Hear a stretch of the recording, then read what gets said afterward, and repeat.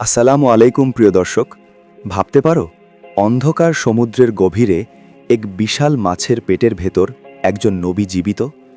কিভাবে তিনি সেই ভয়ঙ্কর পরিস্থিতি থেকে মুক্তি পেলেন? একসময় ইউনুস আলাইহিসসালাম তার জাতির কাছে আল্লাহর বাণী পৌঁছে দিতেন। তিনি মানুষদের এক আল্লাহর ইবাদত করতে বলতেন এবং মূর্তি পূজা থেকে বিরত থাকতে বলতেন। কিন্তু তার জাতির অধিকাংশ মানুষ তার কথা মানতে অস্বীকার করল। দিনের পর দিন, বছরের পর বছর তিনি তাদের বোঝানোর চেষ্টা করলেন, কিন্তু যখন তিনি দেখলেন কেউ তার কথা শুনছে না, তখন তিনি খুবই কষ্ট পেলেন। অবশেষে তিনি রাগ ও হতাশায় তার জাতিকে ছেড়ে চলে যাওয়ার সিদ্ধান্ত নিলেন, যদিও আল্লাহ তাকে এখনও যাওয়ার অনুমতি দেননি। তিনি একটি জাহাজে উঠে পড়লেন। জাহাজটি সমুদ্রের গভীরে এগিয়ে যাচ্ছিল। হঠাৎ করে প্রচণ্ড ঝড় শুরু হলো। ঢেউগুলো এত বড় হয়ে উঠল যে মনে হচ্ছিল জাহাজটি ডুবে যাবে। নাবিকরা ভয় পেয়ে গেল। তারা বুঝতে পারল জাহাজে কেউ একজন আল্লাহর অবাধ্য হয়েছে, যার কারণে এই বিপদ এসেছে।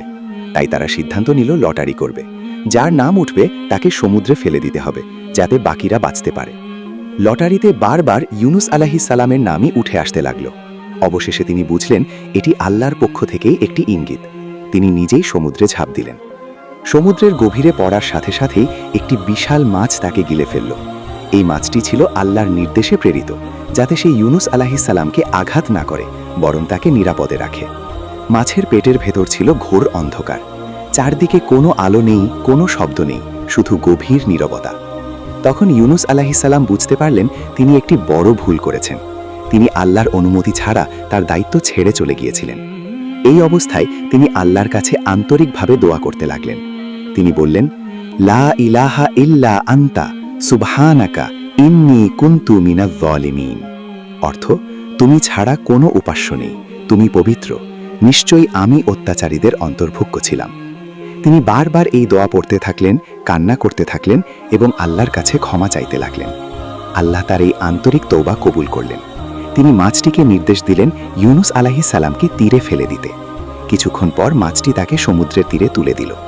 তখন তার শরীর খুবই দুর্বল হয়ে গিয়েছিল। সূর্যের তাপে তিনি কষ্ট পাচ্ছিলেন। তখন আল্লাহ তার জন্য একটি গাছ জন্ম দিলেন, যার ছায়ায় তিনি বিশ্রাম নিতে পারলেন এবং ধীরে ধীরে সুস্থ হয়ে উঠলেন। যখন ইউনুস আলাইহিসসালাম ধীরে ধীরে সুস্থ হয়ে উঠলেন, তখন তার হৃদয় ছিল গভীর কৃতজ্ঞতায় ভরা। তিনি বারবার আল্লাহর শুকরিয়া আদায় করতে লাগলেন, কারণ এমন কঠিন পরিস্থিতি থেকে তাকে বাঁচানো শুধু আল্লাহর পক্ষেই সম্ভব। এই ঘটনাটি তার জীবনের একটি বড় শিক্ষা হয়ে দাঁড়ায়।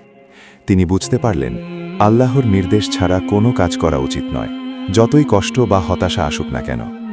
মানুষের দায়িত্ব হল ধৈর্য ধরা এবং আল্লাহর ওপর ভরসা রাখা। এরপর আল্লাহর নির্দেশে ইউনুস আলাইহিসসালাম আবার তার জাতির দিকে রওনা হলেন। তার মনে হয়তো কিছুটা শঙ্কা ছিল, আগে যারা তার কথা মানেনি তারা এবার কি তাকে গ্রহণ করবে? কিন্তু আল্লাহর পরিকল্পনা ছিল ভিন্ন। যখন তিনি তার জাতির কাছে ফিরে এলেন, তখন দেখলেন তারা আগের মতো নেই। এই সময় তারা নিজেদের ভুল বুঝতে পেরেছিল। তারা আল্লাহর কাছে তওবা করেছিল এবং শাস্তির ভয়ে আন্তরিকভাবে সঠিক পথে ফিরে এসেছিল। প্রিয় দর্শক, ইসলামিক ইতিহাসের এমন অনুপ্রেরণামূলক গল্প আরও পেতে আমাদের চ্যানেলটি সাবস্ক্রাইব করুন। ভিডিওটি ভালো লাগলে অবশ্যই লাইক, কমেন্ট ও শেয়ার করবেন। আসসালামু আলাইকুম ওয়া রাহমাতুল্লাহ।